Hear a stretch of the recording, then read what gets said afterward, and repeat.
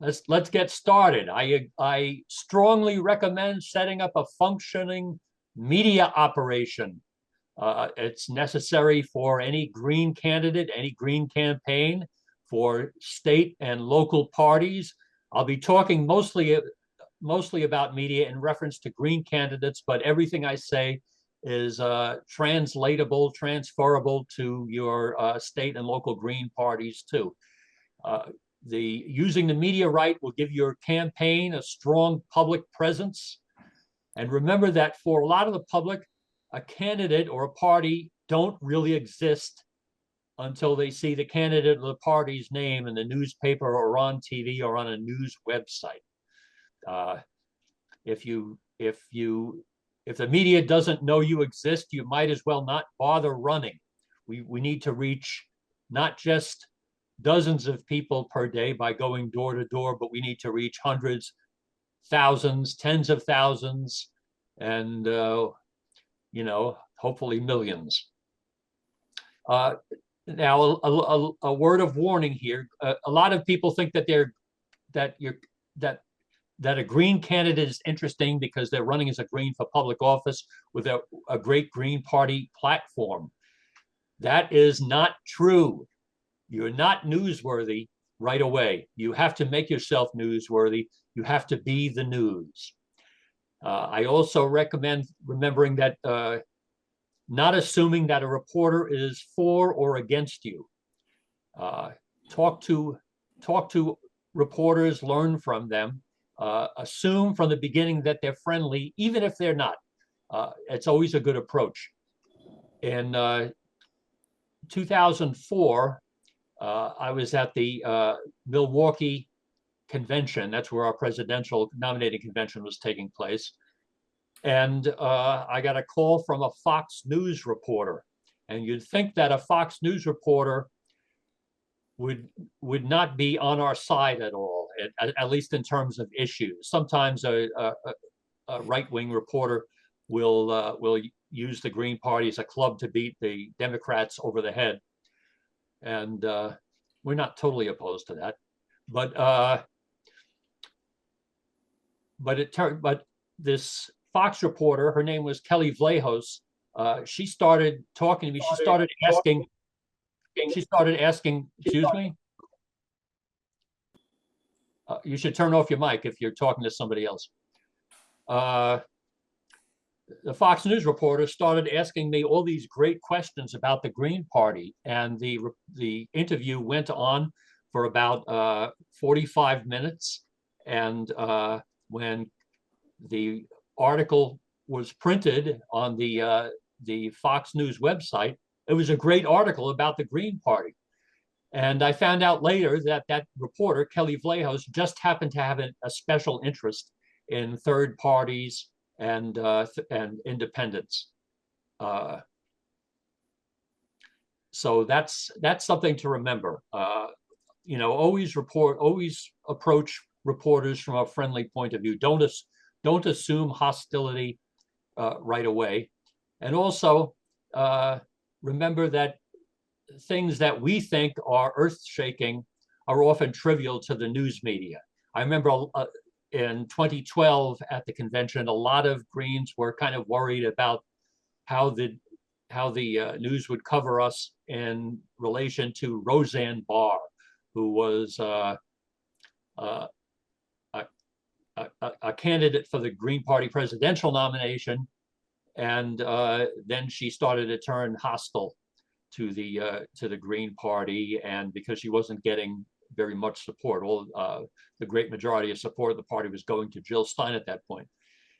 And a lot of Greens were worried if there was going to be a scene or something at the convention, and there was a little bit of a confrontation, although not with Roseanne herself. But it turned out the news media completely ignored Roseanne Barr in the coverage of the 2012 convention. So there really was nothing to worry about. What so many Greens thought was a really big issue, since Roseanne Barr is a well-known celebrity, turned out not to be.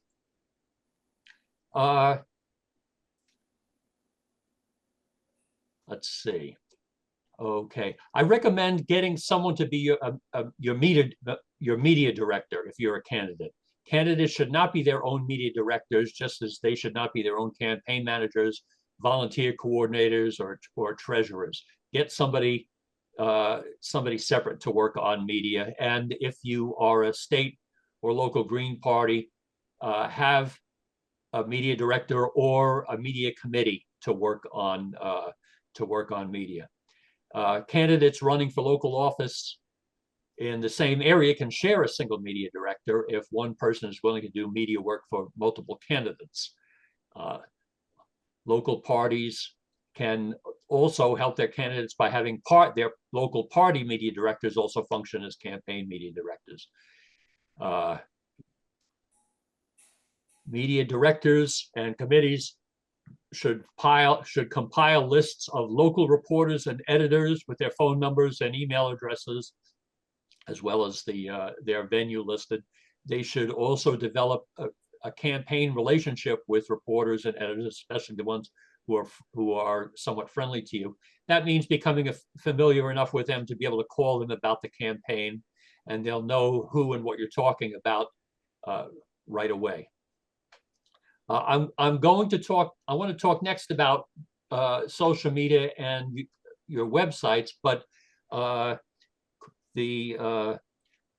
Craig Seaman is on this call, and I invited him to talk about video in relation to green campaigns and party promotion. Craig, do you want to talk about that for a few minutes? Of course. My favorite topic. Excuse me, I'm getting over a cold, but my background is I've been working in professional video for close to 40 years as a video editor and sometimes a shooter. And the campaigns I've worked on are already, I've been all the way up to US Senate, and that includes Democrats and Republicans, not just Greens. And these days in media, video has become what I'd consider paramount, even over print in many cases, in part because of TikTok, Instagram, and even print publications have online web publications, and all of them include video. So one important thing to do when doing any campaign events is to consider doing video news releases. A video news release is, especially when you're doing a press conference, don't assume the media will show up. Shoot a news release, meaning of you and of B-roll. B-roll may be a tech term you haven't heard of, but that's video clips relative to what you're talking about. Keep it short, about 2 minutes or so, and send out the video clips to media. Sometimes it can be as simple as YouTube links, but make sure that's included when you send out press releases. The media loves video clips in addition to text. So it doesn't exclude text, but be sure when you're doing anything that has any potential visual content, and even your face on camera, your expression is important. Another thing, again, because you can't always assume the media shows up, which is why you need to do these and post these on your social media. I would say one time website, but now it's social media, which is Instagram, TikTok, and Facebook. Instagram and TikTok tend to have younger audiences.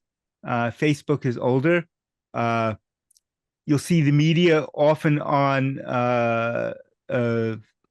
Twitter as well, although these days, or X, these days there's Blue Sky and Threads who are up and coming, so there's a lot to keep aware of. But video generally travels farther than text on any of these social media, and especially TikTok and Instagram. I'd also recommend for every candidate, do what I call a candidate biopic. People don't know who you are. So do something that's about, could be 60 seconds to 2 minutes. And it starts with a little bit about your background, family background, then what got you into politics, or the issues that you've been interested in preceding your campaign, and then a little about your campaign and how you intend to contribute to the community by winning. Important, though, is this is not a talking head video. Family elements should include old video clips, photos, place where you grew up. Issues might include some of your activism as an activist. And when you get to things about issues, you need to show pictures of yourself in the community. Most important that any political consultant will tell you is likability, or at least relatability. They want to see you talking to potential constituents, to neighbors, to friends, to family. So most of this biopic would be voiceover with a few on-camera interactions with the public. Every campaign should have one. The best ones I've seen are actually Andrew Yang when he ran for mayor, not for president. He ran for mayor of New York City, and he had to explain who he was. Another recently, if you want to check it out, is on Instagram. Starling Rankin, you may know, her former roommate, Steph Rath, ran for city council in Portland. And her Instagram site has a wealth of interesting videos, including a couple which are biopic. And they're only about 60 seconds long. It's a getting to know you clip. You can go into issues further on in more detail as part of your VNRs. But you do need a getting to know you video, which I call a biopic. Also, because you can't always depend on the media, comes one of my favorite topics, live streaming. And what I like to call them is fireside chat. That's where there's no media filter, where you get to live stream. Oftentimes these days people are doing it on Instagram, but you can do it on Facebook as well, and YouTube. YouTube is there for the small group of people that are not on the other social media sites. And it's important when you do this to look good. And I'll just go over a couple of tech things. The tech things aren't too technical anymore. They're very simple. Any recent smartphone has an excellent camera. So that would be good enough. You don't need what people call a professional camera anymore. You can do this with your smartphone. For audio, I would recommend getting a simple Bluetooth lavalier mic. They're about $30 or so on Amazon. It hooks up to your phone, and then you can hook it up to your shirt. It's wireless. And the reason why you do that is most phone audio is still not good, despite the cameras being great. If you're doing something from a computer, get a USB mic. There's talking in the background, is some? Yeah. If you're Dan doing, Kapelovitz, please mute your phone. Please mute your mic. If you're doing live streams from your computer, which you can do from your laptop or desktop, from your home office or office, I would suggest getting a USB mic. You can use a good webcam. In many cases, you can actually use your phone as a webcam these days. You do have to know how to hook it up. But a $40 or $50 webcam will give you an excellent image.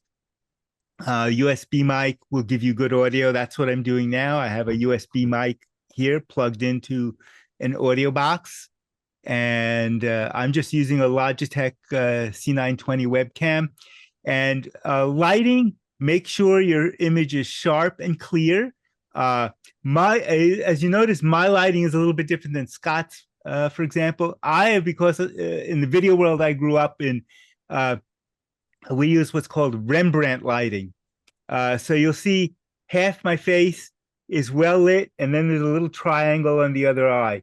You don't have to do that. Flat lighting, as you can see from Scott, is very good. All I'm using is a floor lamp.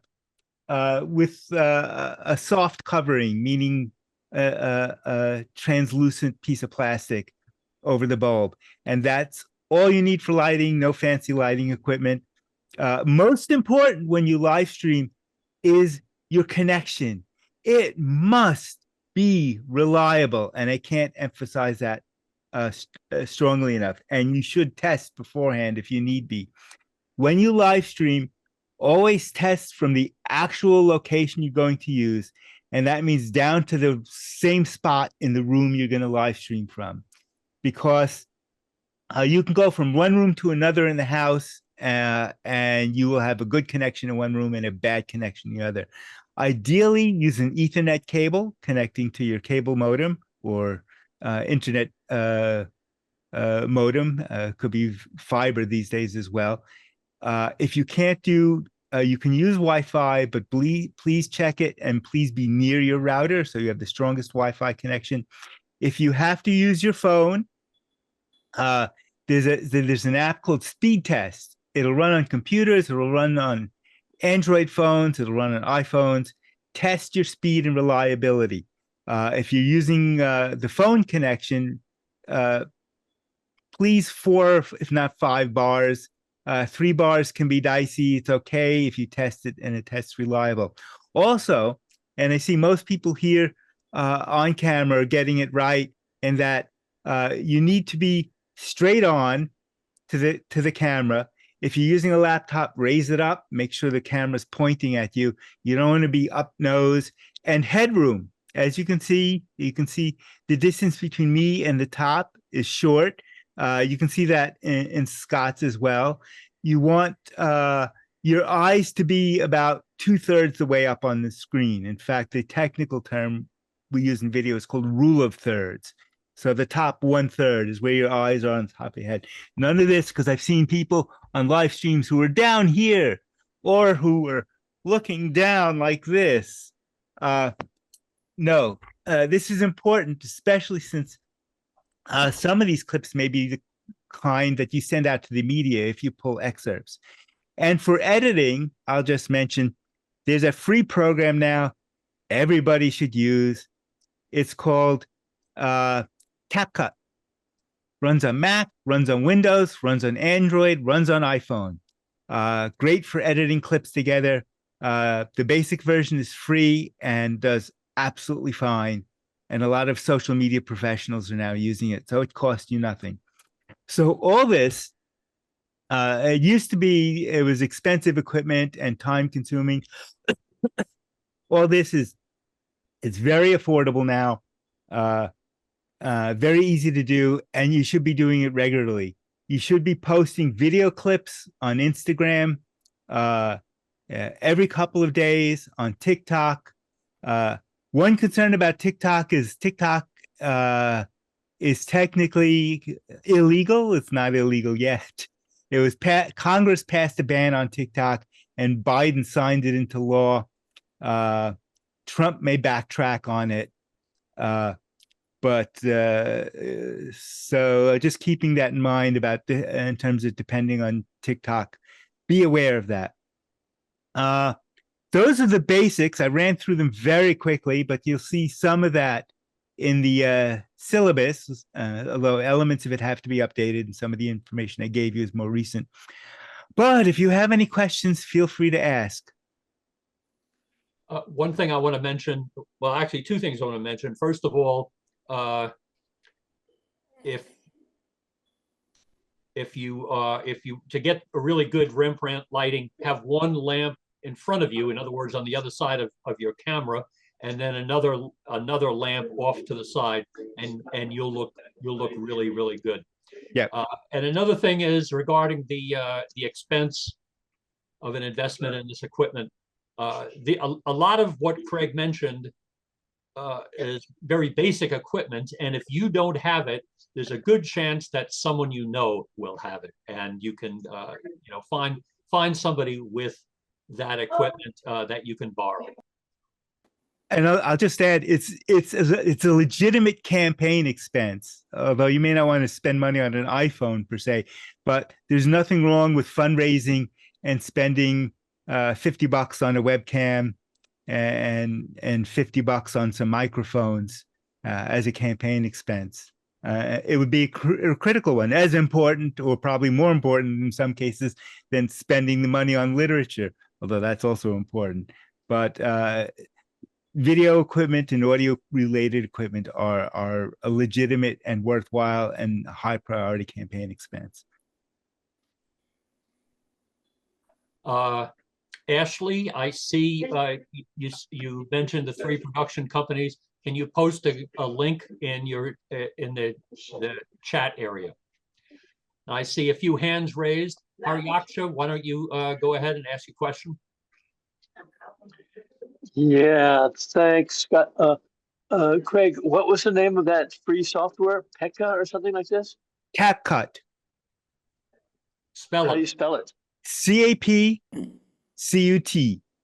CapCut. Oh, As CapCut. in capture. Thank you. And I also mentioned, so I didn't mention the streaming software.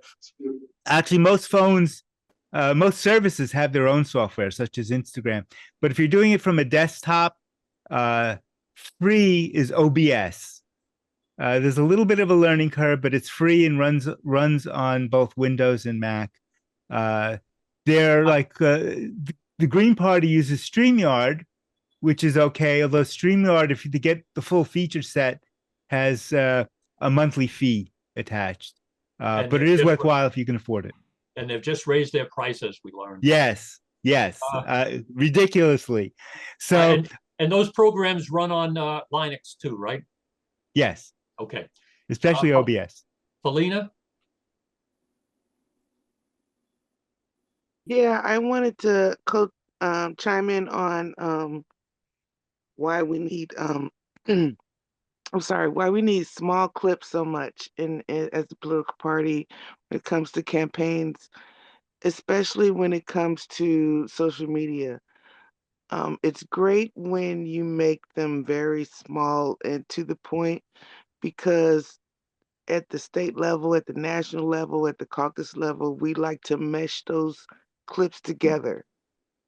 And it draws a lot of people to you when it's a group effort of candidates running and we can mesh those clips together, because as you know, those type of meshing of multiple candidates together in 10 seconds, we'll take certain clips of your campaign video and mesh it together with other candidates overall. And that also draws people to you because it's together. And that's just one of the trends of social media to do that. So that's another reason why that's so important. So Really I just short, wanted to bring that up. really short clips work very well on social media sites like Twitter too. Yep. Uh, So Cieda? just to keep that in mind, that's all I was mentioning. So Hi, Thank you. yeah, I think it was Craig who mentioned that there was like you suggest to have a media team. What roles do you foresee a media team having? And when we're talking about CapCut and other software systems, do we have like a media kit that you suggest that we use when we're making videos for the candidates? Well, let me answer the first part of that. If you have a media committee, one of the good things is that you can bring in people with different interests and areas of expertise. So you'll have 1 or 2 or 3 people working on press releases, 1 or 2 or 3 people working on video, 1 or 2 or 3 people doing social media. You can specialize and delegate tasks that way according to interest. Craig, did you want to talk about a media kit? Yeah, I will say that some of the software is a bit of a moving target because things change so rapidly. Someone mentioned Clipchamp, for example. Yes, if you're on Microsoft, Clipchamp is specific to Windows. It's similar to CapCut. It has a couple of things that are nifty if you need. It does screen recordings if you need to show your website and going through it. If you're training people, Clipchamp is great for training people on how to use some of your, if you have a website that people need to manage. But yeah, I've occasionally posted media committee recommendations on software, but even those change quickly. Right now, it's CapCut for editing for most people, OBS for live streaming if they're doing it from a desktop. If you're doing it from a phone, it depends whether Instagram and TikTok have their own streaming apps that work with their programs. In terms of what a team might look like, you need, and of course, when you're running a small campaign, sometimes one person is wearing several hats on the media team, but somebody needs to be able to write press releases, shoot video, edit the video, and live stream. And of course, somebody has to have the press relationships, because none of this is visible unless you let both the public and the press know that this is going on. In fact, when it comes to shooting clips, I would always recommend sending them to the local reporters. They love them. They may or may not use them, or it may result, in addition to press releases, or it may result in a phone call and a follow-up. They may want to do their own live interview or recorded interview. Zoom is typical. Know how to use Zoom. It used to be Skype, but Zoom is now predominant in terms of doing interviews. And sometimes, the thing is, you have to make yourself convenient to the media. They can't always send a camera crew when you do a press release, nor can they send someone to your house to do an interview sometimes. Sometimes that interview will only be on Zoom. All the more important why you have to have reasonable equipment, because you don't want them airing a clip of you with a fuzzy. In fact, if your face is fuzzy, out of focus, and you're not lit, and your audio is bad, they may not use it. So you want to put your best image forward. But that's the basic of what a media team might look like. And again, knowing that on occasion, some of those people may have to wear multiple hats. Okay. Thank you. Well, if there are no more questions, let's move on. I will be referring to some of what Craig said and talking a little bit about video as we go along in reference to the things that the subsequent topics that I'll be covering it.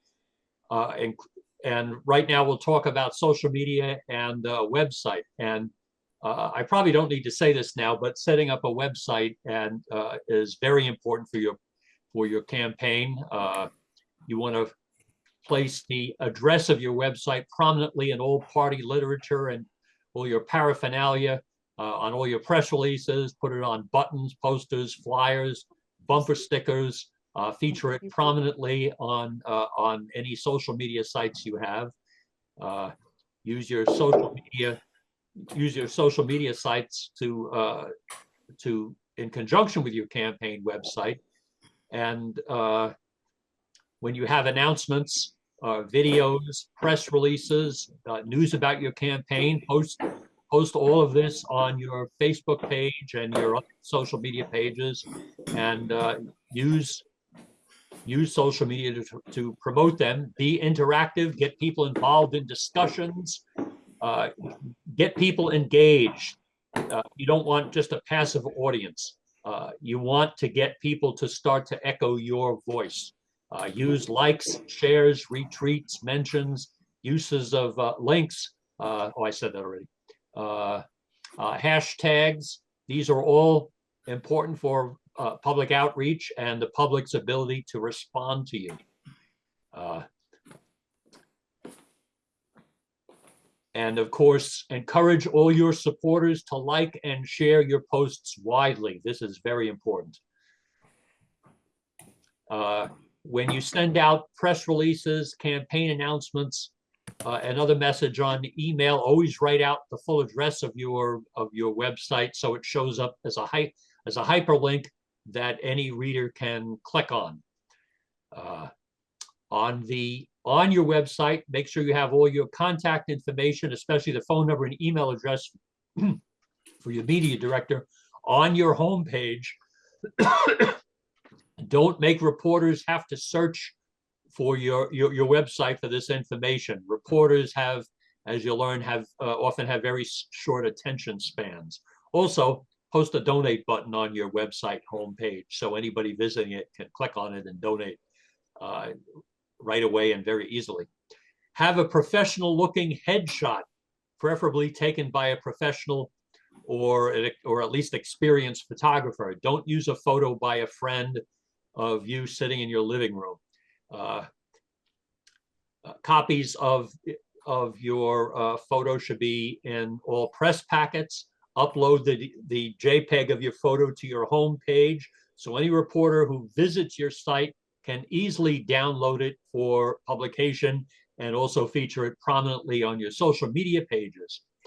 Do not place your entire campaign platform on your website homepage or on your social media sites or your campaign literature. It looks like a laundry list. Instead, choose and summarize 3 of your most prominent campaign issues. Reporters will not have the patience to read through your entire platform or even a 12 bullet point platform. Your homepage should be dynamic with updates about your campaign posted regularly, and also video clips. Make it so people want to keep coming back and reading more about you. Use your website to gather information and raise money. As I said before, have a donation button, have a volunteer sign up button, an email list sign up button. These should be prominent on your homepage so people can do it very easily. And remember that email sign up is not the same as volunteer sign up. Email sign up is just to help you spread the word. And maybe it'll lead to people who want to do volunteer work for your campaign.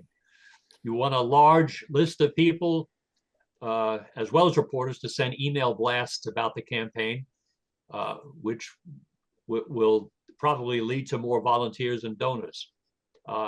And as well as your GOTV effort. GOTV, it means get out the vote. Remember that, I'll skip over that. Set up a video page on your website. In other words, archive all your videos so people can click on that and watch what videos that you've featured in the past. All right. Do people have any questions about social media or websites before I move on to the next topic? Raise your hand.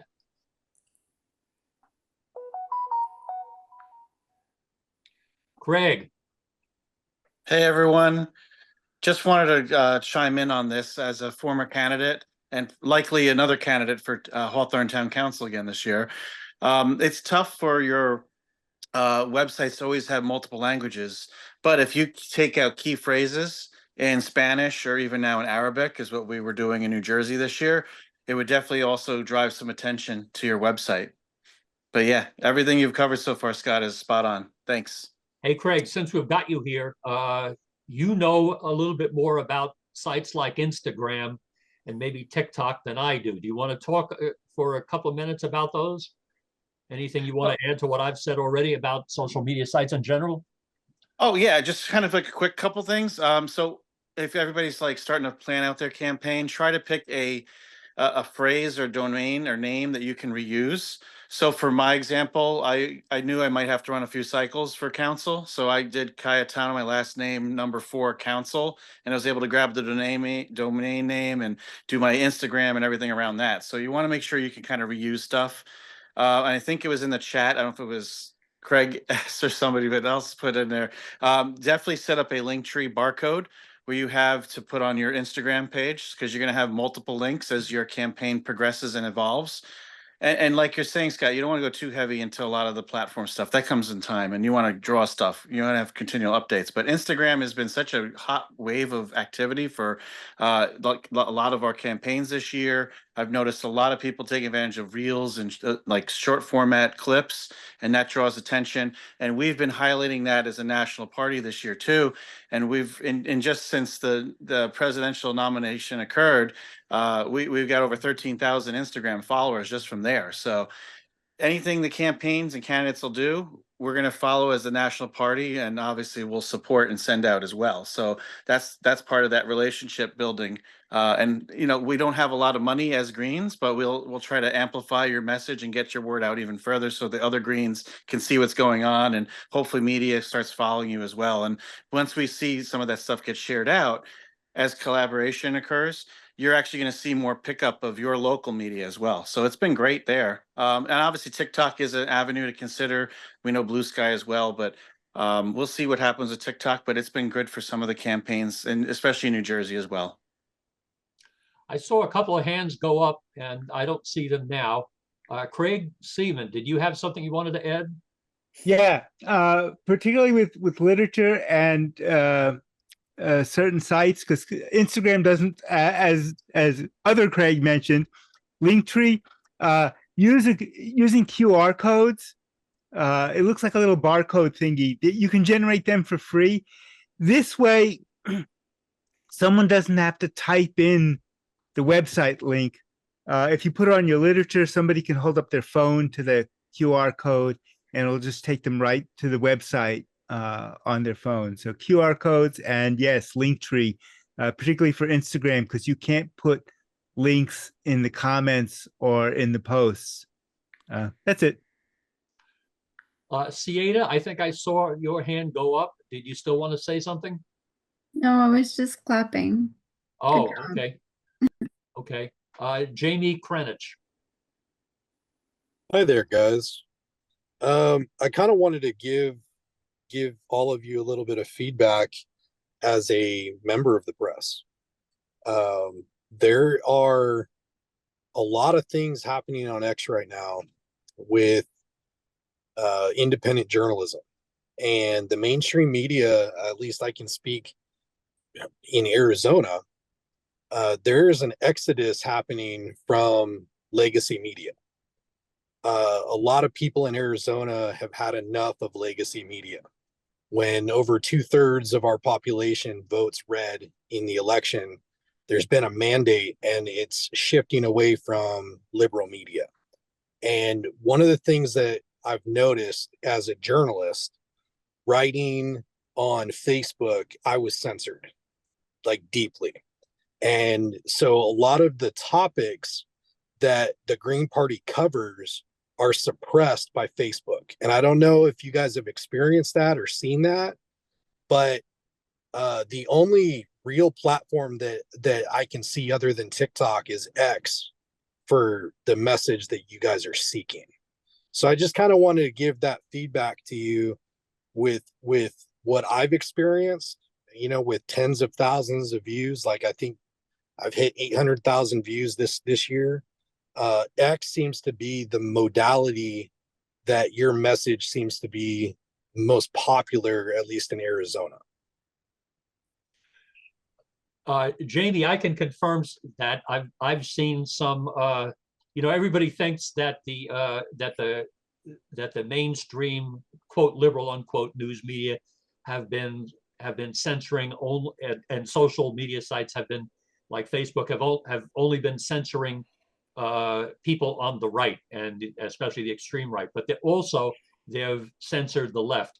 There's a really good website for news analysis called Consortium News, founded by Robert Parry, the late Robert Parry, who has had decades of experience in investigative journalism, and Consortium, or consortiumnews.com, is pretty much banned from Facebook now. And I've seen other articles from other left media censored as well. So be very careful about that. And it's true that for we don't particularly have much fondness for Elon Musk, but we can get a lot of those things on Twitter, which is the same as x.com. Let's see, Felina, you were next, I think. Yeah, the shadow banning issue is it's more than just the issue itself. It's about the overall acceptance of it or awareness of it that also has to be taken into consideration when it comes to the Green Party, because we've been dealing with shadow banning for a long time. However, when it comes to other issues, when it comes to other topics, it's been unique to us as a political party for a long time. And when it comes to other issues, people are just now experiencing what shadow banning is. We didn't even have a name for it for the past 40 years. You know, this is a new thing where like it actually has a label. And we have to acknowledge that it didn't have a label, and we were experiencing it before it had a label. So we have to come full circle on the fact that we have something to call it, even though we were experiencing it before it had a name. So I just want you guys to understand that, because it's been going on forever. So just like with all the other techniques they use, just remember that shadow banning is just now coming as a more general occurrence. It used to be a unique thing just for us, but now it's happening for every nuanced issue that you can imagine. So there you go. Thank you, Felina. Cieta, you had a question or a comment?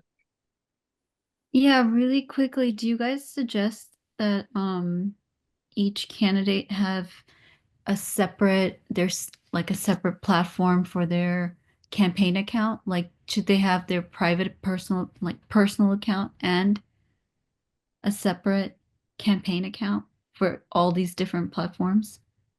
What do you guys suggest? Well, I would recommend that each candidate have their own website and their own social media pages. Yes, I think that's important. I think you want each candidate to stand out individually, as well as recognizing that you're part of a team of green candidates.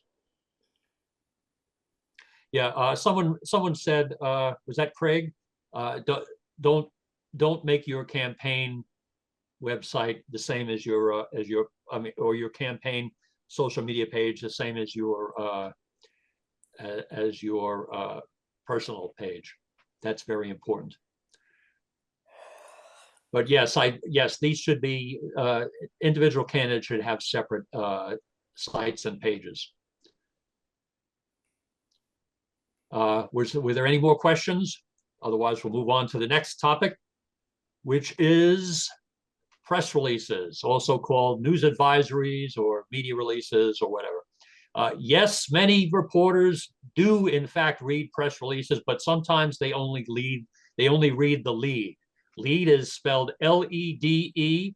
It means the very top of your press release, the subject line, the headline, and the first paragraph. And so they'll at least see the important information, and the important information should be in your lead. And your lead should always be concise, especially your subject line and headline.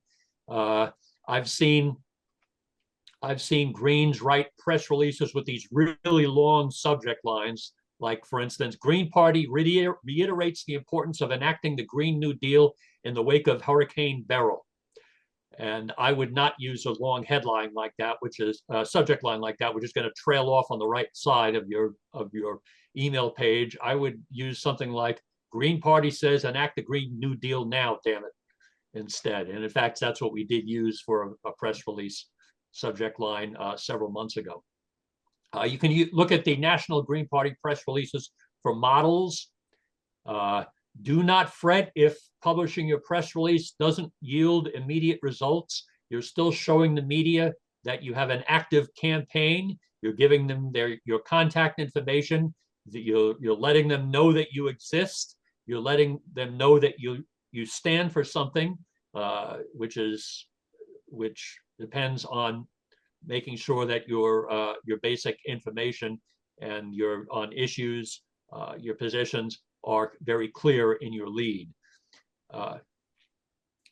Make sure that the candidate's name, office they're seeking, location, contact information, and website are prominent, preferably at the top of every press release. Also, the campaign media director's name, phone number, and email address should be listed as a contact. Remember that press releases are not op-ed columns. They're not a position paper, or they're not manifestos. They're not your graduate dissertation. They are very short, concise announcements about the candidate, a position they're taking, or an upcoming campaign action or event. And one thing I always like to emphasize is that events are always more newsworthy than positions and opinions. When you make sure you plan events, make the most of events like a candidate's appearance or a speech at something like a protest or a rally. Always emphasize local issues. If you're running for school board, don't put out a press release about global warming or universal health care, because that's not what you're going to be addressing if you win a seat on the local school board. And in fact, as I've seen it over the years, local issues is where green office holders often shine. They look really good on local issues. So focus on those things in your press release. Focus on one issue per press release. Do not insert a paragraph about rent control into a release, let's say, about healthcare. Here's a rule of thumb I recommend, and that is that the chief topic of every press release is the candidate. Don't write a press release on rent control or recycling. Write a press release on the candidate's position on rent control or recycling. The candidate's name needs to be in the email subject line, the heading, and the first line, the first paragraph, and featured prominently throughout, because it's about the candidate. It's not about the issue. You want to address the issue as a candidate, but the focus is on the candidate. You want to keep exposition down to a minimum. You don't need to reiterate all the details that are already in the news, although you do want to have some basic exposition so people know what you're referring to. I recommend avoiding jargon and cliches. A good example of a cliche is the tendency of a lot of Green candidates to put out press releases that read, the Green Party condemns something or other. And I see that over and over again. Try to find a different way, so you don't have like a long list of press releases of Green parties condemning stuff. It starts to, that looks kind of lazy. Find other ways to express your displeasure on some big issue, maybe focusing on the positive Green Party alternative solution or agenda. Keep your paragraphs short. Divide them if necessary, because reading long paragraphs online is kind of hard on the eyes. You'll see a lot of news websites now, they divide things into short paragraphs. Craig Seaman talked about this already. For a very effective press release, send out a video news release with a video clip of the candidates speaking about an issue or something.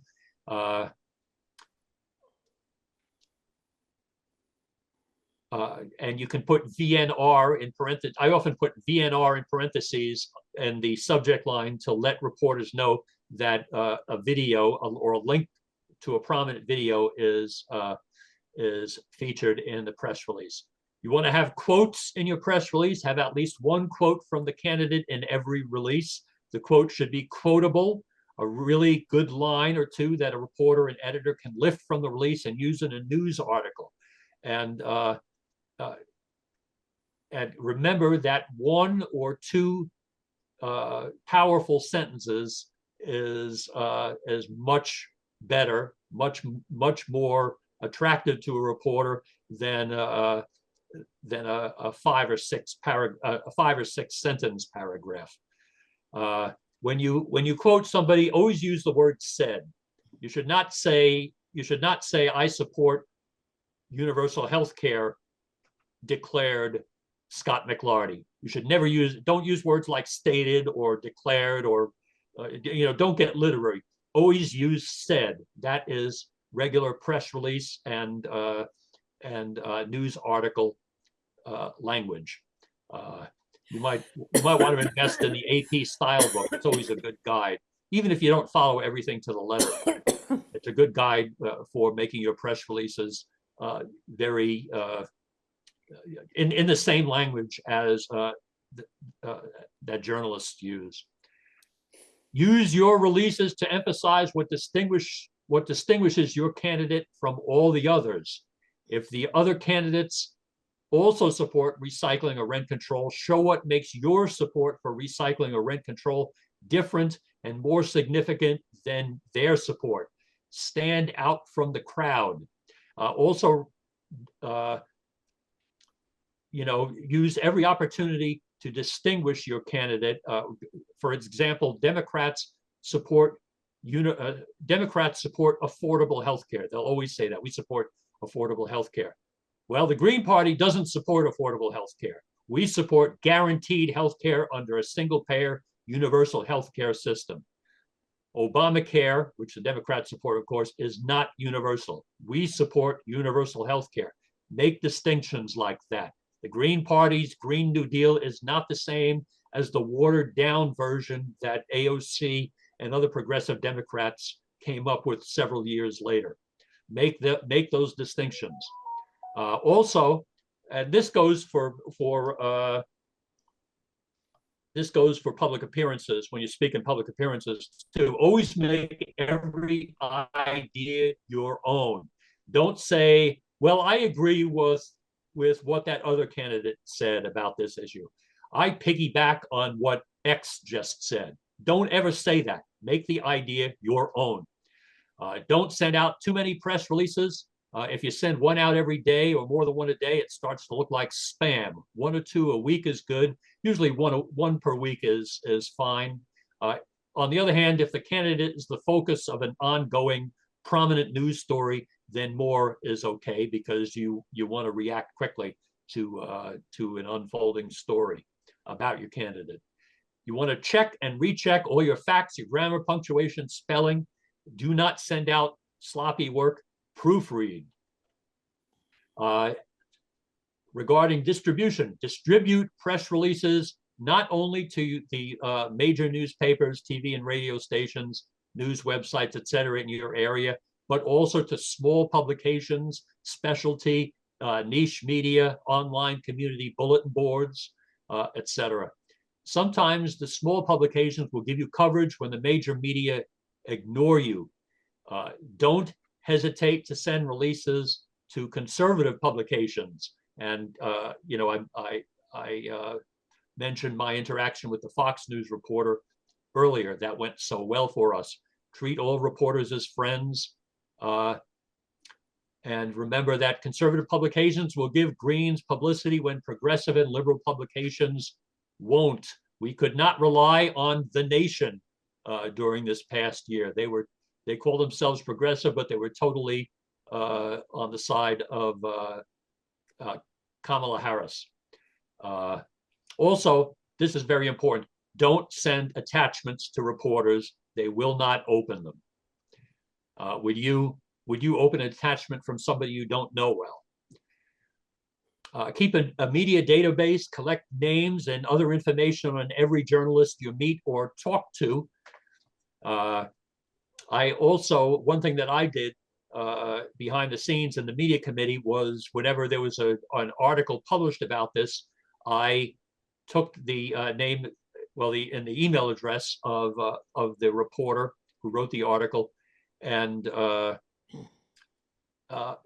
compiled a list, and then sent that list to David Doonan, who administers our Nation Builder database, from which we publish our press releases. You also want to distribute your press releases to Green supporters and campaign volunteers, and encourage them to forward all of your press releases as well as campaign announcements far and wide. We have something called the Media States List. And the Media States List is a special email discussion list that doesn't have discussion. It just has Greens from all over the country who do media work posting their press releases and their major announcements. And it's for state and local parties, or I should say the media outreach teams and state and local parties. And also, if you're a campaign media director, you can get on that list too. Again, it's the Media States List, and you can contact me, scott@gp.org, and I will forward your email address so you can get access to that list. There is no discussion on that list except for an occasional something about an occasional message about housekeeping.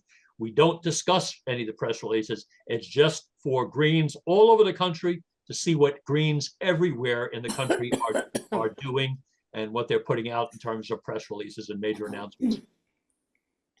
I want to bring this to a close soon. So let me cover just a few more things.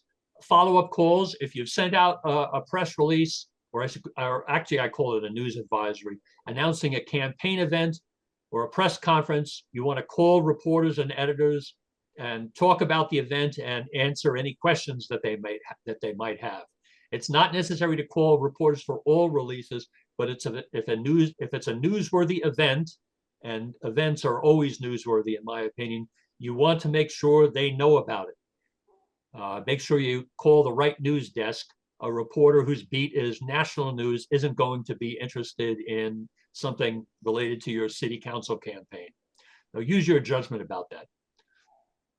Also, don't call a reporter too often. It'll look like harassment.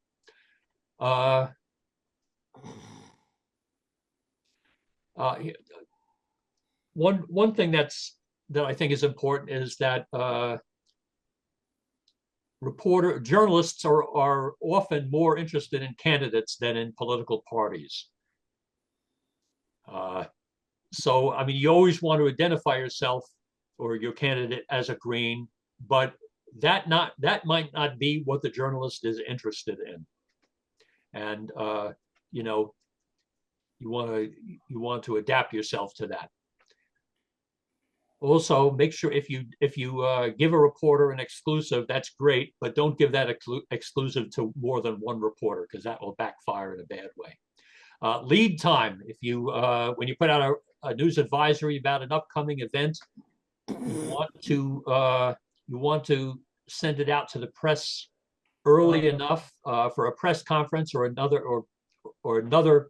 other newsworthy event. I recommend sending out at least 2 advisories. The first one 7 to 9 days before the event. The second one 1 or 2 days before the event. And also, the morning of the event, you can call reporters and just remind them that it's taking place later that day. Don't send out releases on Friday or Saturday or early Sunday, except in rare circumstances, like a breaking news story, a breaking newsworthy story. I will sometimes send out a release late on Sunday with a Monday date on it. And in fact, early in the week is always the best time to send out press releases. Avoid holiday weeks too, unless there's an unfolding big story involving the candidate. Set up a release archive page on your campaign website where do not place your releases on the website in PDF format, which discourages journalists and other visitors from clicking on the link. You want to keep a list of an archive of press clippings, media coverage of your campaign, and you can place these on your website as well. If you do an interview, a couple of things to remember. As I said before, always present yourself as friendly, even if the reporter starts to be a little bit hostile. Do not be intimidated by hard questions. Instead, try to anticipate what the hard questions will be, have a really strong answer for each of them, and use the hard question as an opportunity to look really, really good and prepared. Always have a mental list of 1 to 3 points you want to make. If you're running for city council or a state legislature, always have at least 3 strong legislative proposals. And I know from experience that works really well. One of our candidates here in DC, Renee Bowser, was interviewed on the local WAMU, the local public video station, and it was Renee and the Democratic candidate. She was running for Ward 4 member of City Council. The interviewer said, "Can you give me 3 examples of proposals, legislative proposals you would work to pass if you got elected?" And Renee had 3 right at her fingertips. She said them. They were really great ideas. And then the interviewer asked the Democratic candidate, and the Democrat said, "Well, I'm for whatever the people want." And then the interviewer said, "Which is?" And then there was about 5 seconds of dead air. And then it became clear that this candidate, the Democratic candidate, had no legislative proposals in mind. And you could see that the interviewer started to become kind of skeptical of the candidate at that point. Unfortunately, the Democrats still won the election, but I think Renee probably impressed a lot of people who tuned into that radio interview. And then finally, mention your website. Well, two final things. Mention your website at least twice during an interview, so people will know where to go to find out more about you. And finally, remember that the interviewee has no control over the interview. The interviewer and the station have control over it. I was once interviewed in a studio by Major Garrett at Fox News. Major Garrett was sort of a middle-level reporter at that time, and he became much more prominent later. This was around maybe 2008 or so. And it was a really great interview, I thought. It went on for like 5 to 7 minutes. And when I finally saw the interview on Fox News, it was 7 seconds of me. So, you know, there was no way for me to control that. So you just have to accept that. I will now throw open the floor to questions about press releases. If anybody has any. And if we don't, we'll move on to the next topic. And if you have any questions about press releases, you can consult the National Media Committee. You can contact Gloria, who is the co-chair of the Media Committee. Her email address is media@gp.org. So if you need advice, you need help, something to do with press releases, go ahead and contact the National Media Committee. And since I mentioned the media states list, I can tell you that sometimes in the past we have taken press releases from state or local parties that we've seen on the media states list, and we thought, well, this release has some national significance. We will forward it to our national media lists from our national database and get special attention for you. Chris, you have to unmute yourself. Thank you, Scott. I get it. I always find it useful to have after the logo of your candidate the contact information for the candidate's campaign or communications director, because that way the media can contact not the candidate, but they can contact whoever the media director is and set up something like an interview or an invitation to a forum or whatever the publication has. You don't want all that stuff going right to the candidate, because that way nobody can really keep track of it and find out who's interested. But it's better if the communications director has their contact information on the press release. Over. Thank you, Chris, and I'm glad to meet you here because you've been a faithful participant in the media states list, and we have taken some of your Pennsylvania Green Party press releases and we've forwarded them nationally. Yes, so we thank you. appreciate that. I appreciate your doing that. Thank you. All right, well, let's move on to press conferences. And I should mention here that Ann Link from New York, who's a member of the National Media Committee, she held a great press conference workshop last year, which is the video of which is probably online somewhere, and I recommend accessing that for more details. For press conferences, I recommend holding them when you have some real news to announce. I mean, something really newsworthy, not just an announcement that you support recycling or rent control. That's not very interesting. Reporters prefer not to attend press conferences if they don't have to. And, you know, some good reasons for a press conference would be an announcement of your campaign. You organized 300 tenants to march on City Hall for rent control. You've filed a lawsuit against an unfair election rule in your state or district. If you can make the press conference visually interesting, let's say a unique location, people in unusual costumes, catchy graphics or props on display, that will be a draw because they're always looking for photo ops and video ops. And you know, let reporters know that you'll be having these stimulating images to fill up newscasts. Here in DC, we had a candidate who ran several times about a decade ago. His name was Adam Eidinger. He often ran for shadow delegate to the U.S. Congress. And you know, our big issue here in DC and the DC Statehood Green Party is DC statehood.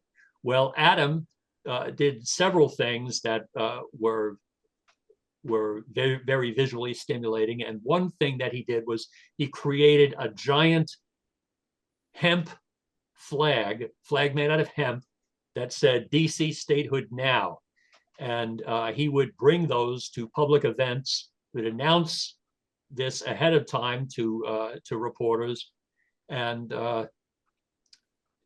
this was, you know, this very often showed up on the news. And one good example is he draped this giant flag over the on the overpass on Rock Creek Parkway, so people driving into DC would see on this giant thing, DC statehood now. And is actually against the law, but he got the reporters there to report on it and take video and photographs before the police showed up and told them to cut it out.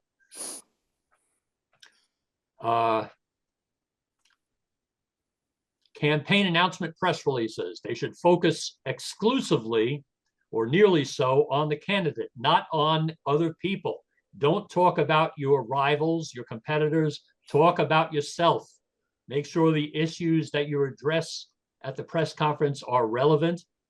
As I said before, you know, city council candidates shouldn't talk about the Middle East. School board candidates shouldn't be talking about global warming. I ran as a candidate for DC City Council in 1998, and I participated in a candidates forum on which there were it was a neighborhood candidates forum on which there were lots of other candidates, including candidates from one of the socialist parties, and the socialist candidate for mayor and another socialist candidate for, I think, city council at large. They got up and they talked about Cuba and Israel. And you could see the eyes of the people in the audience glaze over. They were not there to hear about Cuba or Israel. They were there to hear about, to talk about constituent services, local schools, neighborhood safety, things like that. And you know, the people from the candidates from this local socialist party, they did not make a good impression on the audience there. I don't think they won any votes. Here are some tips for press conference programs. For your press conference program, have someone else briefly introduce the candidate, then let the candidate talk for a few minutes. Keep everything as concise as possible. 2 minutes of really good quotable lines is better than a 15-minute lecture. Be specific, not abstract. Be relevant to the state or town in which you're running. Don't recite your platform for reasons I've said before. Tell a story, make it personal. Tell a story about how healthcare policies affected you or your elderly grandmother. Don't hesitate to talk about mundane neighborhood issues that are very important to voters, and especially constituent services. If you're good at constituent services, that will help you get elected. That can make or break a campaign. There was a Green candidate who ran for city council in New Haven, Connecticut. Actually, it's called the Board of Aldermen there. His name is John Halley, and he was outstanding on constituent services, and he went door to door in his district talking about constituent services, and he won. And not only did he win, he was reelected. Say something funny, make eye contact with your audience, speak out, don't mumble. I recommend set aside politics for a moment and study what made Ronald Reagan or Bill Clinton effective speakers. They always presented themselves very clearly, you know, even when reading from a script, as was the case with Reagan most of the time. Practice your speech, maybe even hold a press conference rehearsal. And again, as I said before, remember that politics is like theater. Hold your press conference in an unusual place. Follow your formal presentation with a Q&A for reporters. Know your material, prepare for challenges. When answering reporters' questions, frame your answers to include key points whenever possible. Use complete sentences so that their quote will make sense when edited. You know, don't just say, well, I agree with that, sure. Don't just say something like that. If you don't know something, say, I don't know, but I'll get back to you, instead of fumbling for words. And then make sure you get back to them as quickly as possible, and they'll be impressed. For your appearance, make sure you look professional, dress conservatively. Don't wear jeans or other casual clothing. If you don't dress up, people will not consider you a credible candidate. Dress for the office you're running for so voters can imagine you in that position. Don't give anyone an excuse not to take you seriously. There are some exceptions, for instance, like an on-site press conference. If you're holding a press conference at a landfill or a community garden where you're helping out, if you're wearing jeans, that's fine. But otherwise, in a more formal setting, you want to look really good. You want to have a press kit available for reporters. It should contain an introductory statement with some talking points on the issue that's being addressed in the press conference. Maybe a couple of other recent press releases, a short bio of the candidate, and especially if it's a campaign kickoff press conference, you want to have the candidate's photo as well. Have a business card to give reporters who meet you. The card should have your basic information, full name, office you're running for, phone, email address, campaign website, social media site. It's easier for you to give them a card than to write all the information down when you're standing there at an event. As I said before, mention your campaign website. Mention the Green Party website, gp.org, and your state party's site. Have a banner behind the candidate with the candidate's name, the party's name, or with this website address as well. That'll help. And remember that a press conference is for the news media. Campaign rallies are for supporters. Only reporters, journalists, should be allowed to ask questions at a press conference. Your reporters, if they attend a press conference, they should not applaud or ask questions. They should be respectful of that it's a press conference. In other words, don't look like amateur hour. Have someone on hand to record the press conference on video and then promote it widely online. Craig talked about this before. Have the video look as professional as possible with clear sound and image. And get it posted as soon as possible on your campaign website. Encourage your local and state Green Party to post it on their sites too, and promote it vigorously on social media.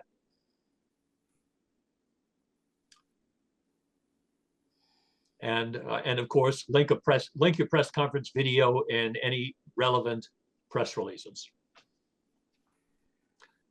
Okay, we're getting close to the end now. Let me take questions about press conferences before we move on.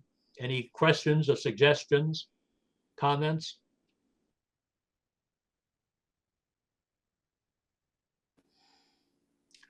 All right, we'll move on. We'll just wrap up with some important final suggestions. A good way to get your candidate's name in the news is a guest op-ed column or an article or letters to the editor written by the candidate on timely topics. Your media director can help, or committee can help submit them. If a major newspaper refuses to publish it, then submit it to a smaller community newspaper or website.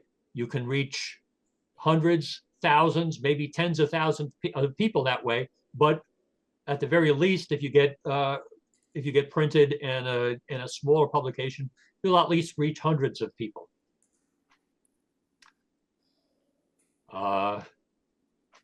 Some of these things have been covered already.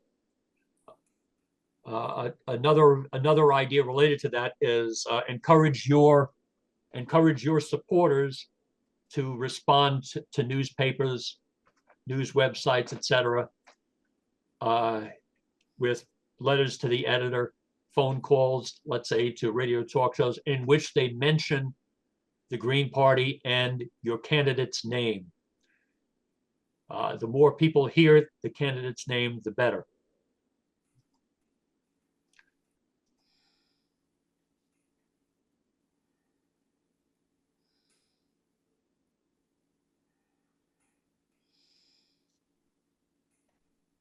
Okay, I think I mentioned this at the beginning, that there is this PDF document, and it's linked at the top of the syllabus that I posted, called Media Tips for Green Candidates.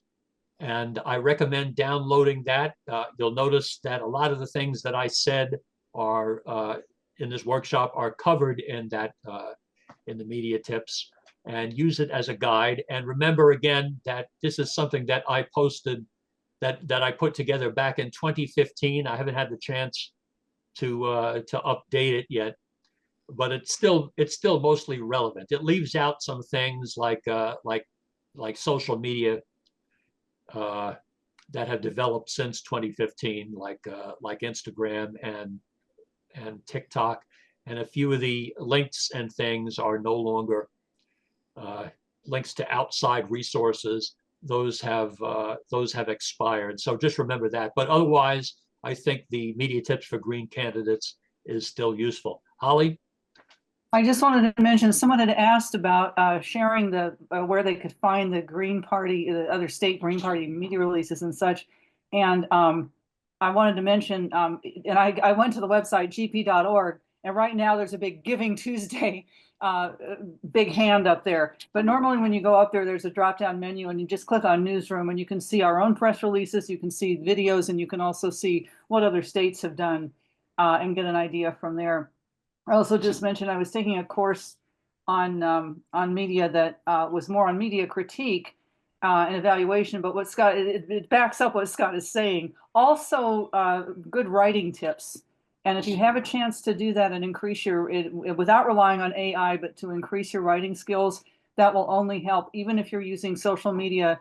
I found the platforms change, but the need doesn't. So I just want to reinforce that definitely the material that's there in what we have, even though some of the newer platforms are not mentioned, the uses are still just as relevant. So definitely check them out. And I recommend not using AI to write press releases and other content. You know, you'll get something that's kind of boilerplate and generic, and anything that Greens come up with by themselves, we're all geniuses, let's admit it, will look better than something that AI generates. Cieta? Oh, no, I was just reacting. I just reacted. Oh, okay. Yeah. Thank you. Well, we're creating writers' jobs. If you consider media director or media committee a job. Any other comments, suggestions, questions? How many people did we finally get for this? Oh, Jamie has a hand up. Jamie, go ahead. Unmute yourself. There you go. Yeah, hey, I just kind of wanted to, if I could, I love everything that you guys are talking about. The need for press releases is something that's really in demand for journalists. We want the information. We want quotes. We want live quotes. And most editors want live quotes of your candidates and your platform because they can't always get the interview that they're looking for. Going back to the other gentleman that was talking about the audio visual, I wanted to share with all of you as well. When I'm making content on Twitter, I've got 14 seconds to communicate my idea to my reader, my viewer, not even a reader, it's a viewer now. Legacy media is dying. Like, social media platforms are the #1 news outlet in the UK and the US now. So those press releases are huge because I'll share this with you. So I watch a lot of what the Republicans are doing, and their media folks, their communications directors are on point with press releases, but they know that the viewership only has an attention span of 14 to 16 seconds anyway. So when they put out news releases, they're putting out news releases with very brief, concise messaging, like what you said, Scott, with the live quotes to support it, and then they blast that tweet out, and that goes out to the universe, and that gets tens of thousands of views. So I just wanted to share that insight with you because I value the press release still. I know it's kind of like a legacy media remnant, but it's still very valuable in the social media era. Thanks. That's really important. I'm glad you contributed that. Remember that in your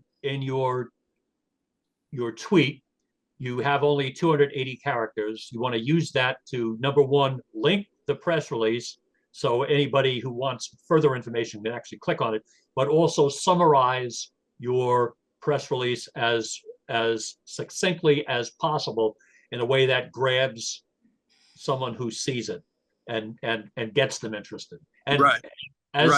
As Craig Seaman emphasized, if you've got a video, that's even better. That's way better. Yeah, and something to think about, just to keep in mind in the back of your head, us content creators, when we're creating content about you guys, we have 2 minutes and 20 seconds to do it on Twitter. We don't have 2 minutes and 21.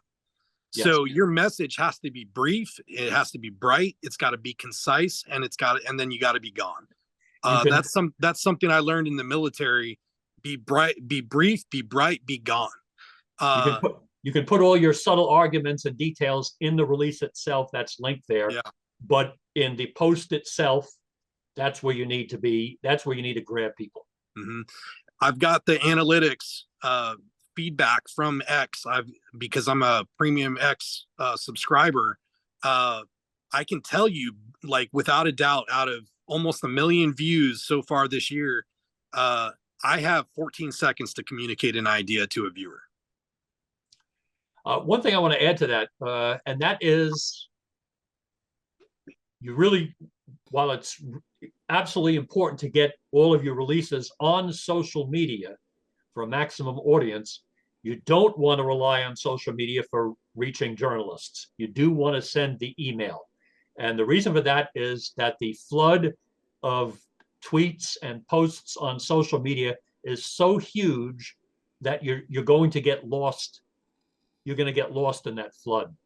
So you want to make sure that that members of the news media also receive your press release by email too, and that's why having a good summary in your subject and concise, very short summary in your subject line and the lead of your release. That's why that's so important. Ashley? Yeah, I wanted to just kind of second what Jamie was just saying, and mention too that we when I was doing the marketing companies for video production, I was actually writing articles saying you have 3 seconds. And because I saw the trend, and my ADHD is like, I was all into the scroll. So I saw the trend too. I was like, it takes 3 seconds for me personally in a video. So it's that whole hook, line, and sinker thing. So when you're planning your content, even when you're sharing like for reels and stuff like that, when you're planning your content, those first few seconds are so critical, because even if somebody shares a reel, the first 15 seconds, like say in a story, first 15 seconds, that's all you get. So if the information is buried, no one's going to get to it. So, and then to also emphasize the point of the demand for content. One thing that we would do that was like out of the box, and this is not a time we were suppressed or anything like that. This was just not having money to reach people, but it would be to actually tag different, especially like independent reporters and stuff like that, or news like magazines and stuff that you could just tell that they had a need for content. So once you kind of see who needs the content for their distribution too, like search for it, don't wait for it to come to you. You'll start kind of having your own distribution list and team, to source your content too. So yeah, just wanted to say that those were great points to Jamie too. And thanks for all the info. Thank you. One thing I want to add about social media is, if you're with the Green Party and you post stuff about the Green Party, whether you're a candidate or an activist or just a regular member, you're going to get hostile responses. Don't focus on those hostile responses. Don't get intimidated. Don't get discouraged. If you're getting hostile responses, at the very least, it means that people are looking at your social media posts. So don't worry too much about that. Whether you want to respond to them, that's up to you. It's not really worth responding to somebody who says, you guys are just spoiled. You guys are just assholes and spoilers. There's no real response to that, but you might get a response that's hostile, but a little bit thoughtful, that you might want to take the time to respond. That's all up to you. Chris?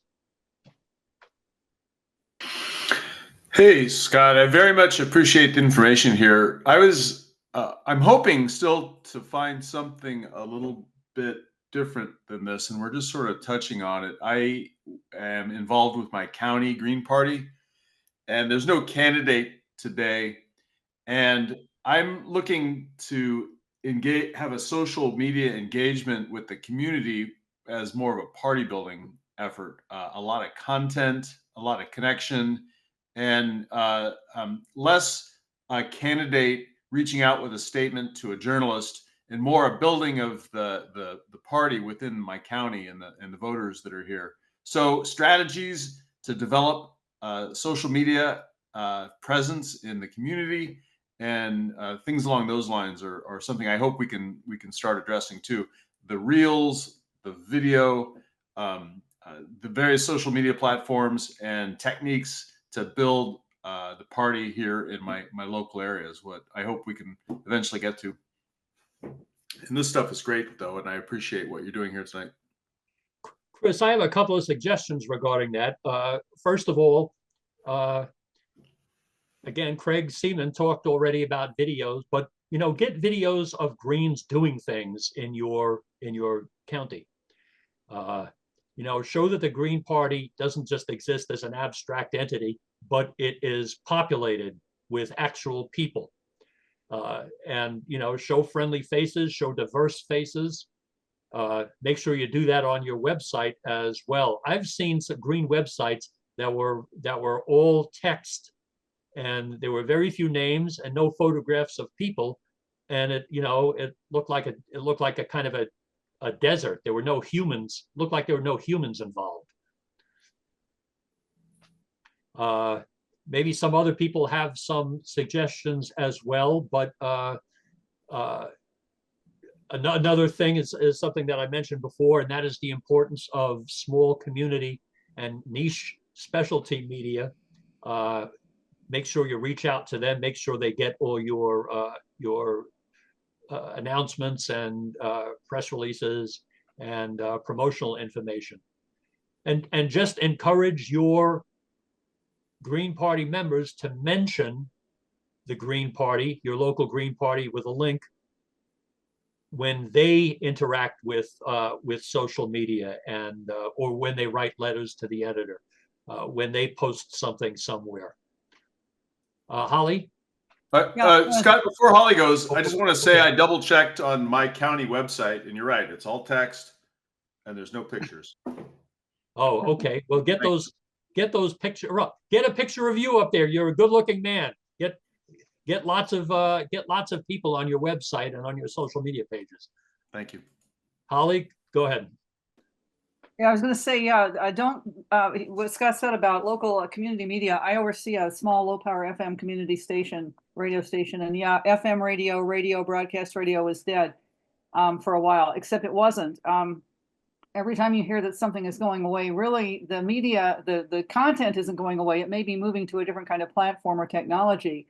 And in fact, with content on demand, that made a difference in how things work. But I will say that, small community media is alive, and we love to get local news and local, and some of the media is more biased than it's supposed to be. Ours, we make an attempt to be neutral, politically neutral, although we're also rational, so that kind of limits how neutral we can be at this point. But anyway, but it definitely reach out to those groups, because they will often have, you can get public service announcements or an interview and things like that. And oftentimes they're innovative in how they promote themselves. They'll have you on their website, they'll have you on Facebook, and if they're streaming, then that's all the better. So definitely keep in mind those opportunities. And then of course you can usually save whatever is produced, video or audio, whatever.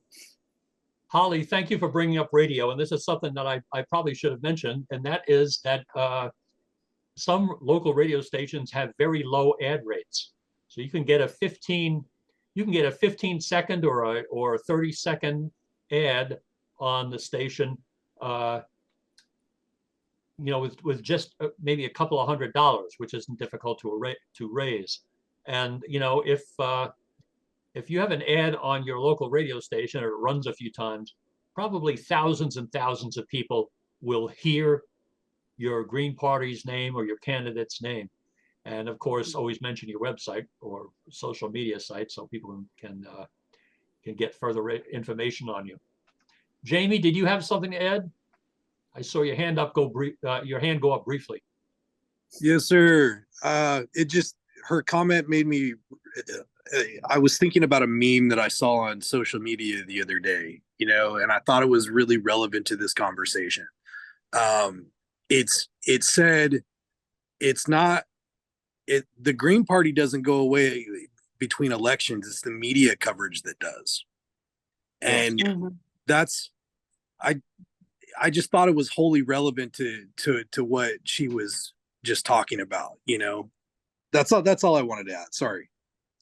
Patrick Dillon said, had the brilliant suggestion of focusing on college radio stations. That's really a great idea. That's another one. Yeah. Yeah. That's a very strong point. Any other comments, questions, suggestions, brainstorms, inspirations? Okay, I've run out. Well, in that case, let's Craig, go ahead. Just thought I'd mention, since it was alluded to, don't shy away from advertising. Sometimes you're just not getting the following. Even advertising on social media, because people always think of television or radio. You can really target low dollars, penetrated reach. Don't be afraid to do that. And also, when you're not relative to not doing candidates, an example of what we did in Brooklyn many years back, and this was before Ralph Nader days. This was pre-1996. We organized a group to make the Brooklyn Botanic Gardens free. And we were out there every week with tables and handing out flyers. And the next thing you know, New York One News was covering us. National Organization of Women announced they were endorsing our effort. And this was in Crown Heights, Brooklyn, if you're old enough to remember the Crown Heights riots. We had people from the Hasidic Jewish community and the Black churches coming to us, each because we represented their issue. The Black churches, their constituents, their members couldn't afford to go to the Botanic Gardens, and they wanted to go to on the weekends. And the Hasidic community can't handle money on Saturday, so they couldn't go because it was always paid admission. So the next thing you know, we have these very, not only do we have the media, but we have these very non-typical green constituencies coming to us and offering to help us further on that. So sometimes grabbing a local issue that nobody else is touching will generate both media and generate outreach into areas that you wouldn't consider normally green. That's it. Thank you. That's a really great suggestion. Anything else? Well, in that case, this we'll close. We'll have a video of this workshop, which we will post far and wide. I thank everybody who attended, and there were just dozens of really great comments and suggestions. And when these workshops go well, I learn a ton of things from the people who show up and participate. So I thank all you guys for being here and participating. Okay, everybody have a great evening, and we'll see you online and in social media and elsewhere. I wish there was a way I could get some examples of these press releases, like some successful ones and some bad idea ones, so we can have like good versus bad examples. That's one thing I wanted to ask. Well, there are good examples on the homepage at gp.org, and in fact, if you scroll down, David Doonan, who is the website administrator, he always posts the latest press releases on the home page, and you can go to the press release page as well.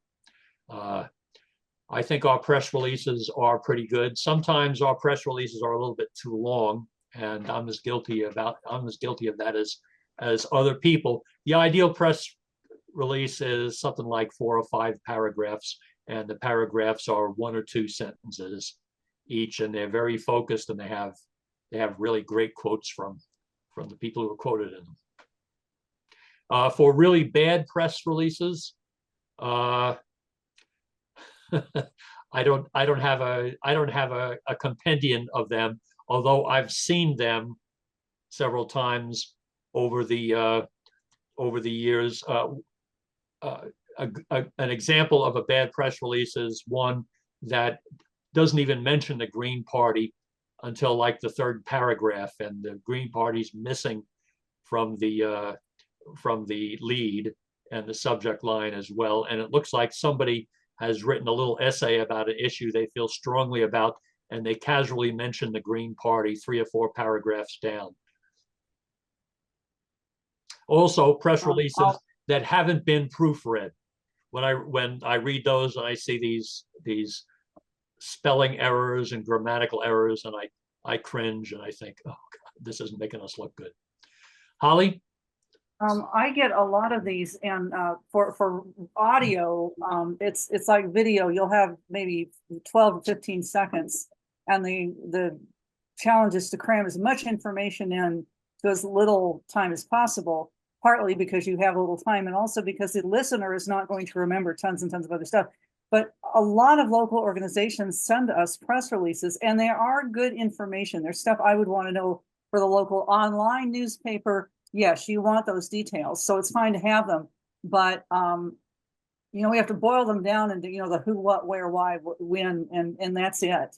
And that's so. And then maybe a little bit of a touch up and a description. But that's really it if you're looking for audio.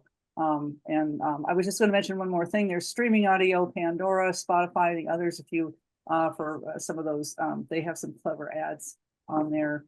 Community media cannot take ads, and they have to be careful. If they take one candidate, they got to open it up to all.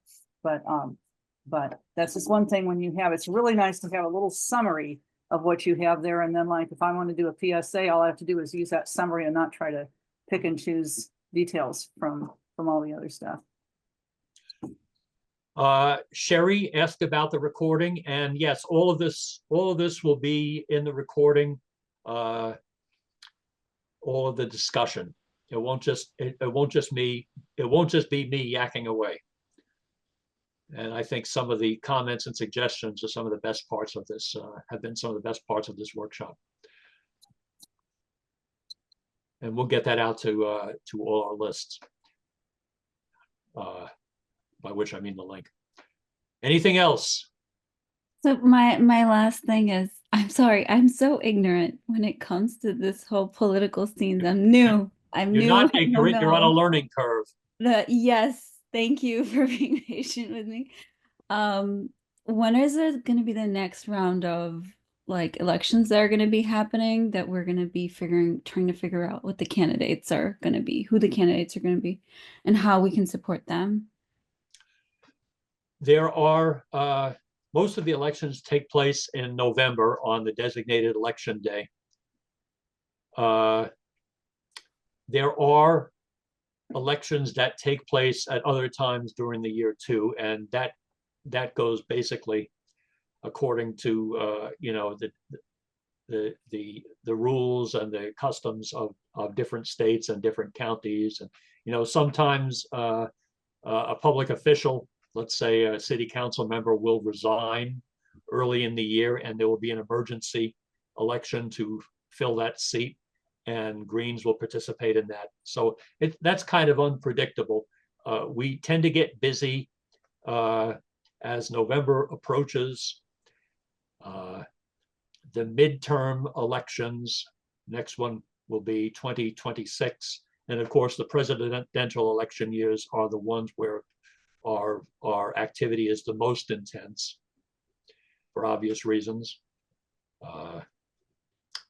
But as we move into a non-election year, 2025, I hope Greens brainstorm and think of ways to get ourselves into the news media, despite the fact that we're not promoting a candidate at that time.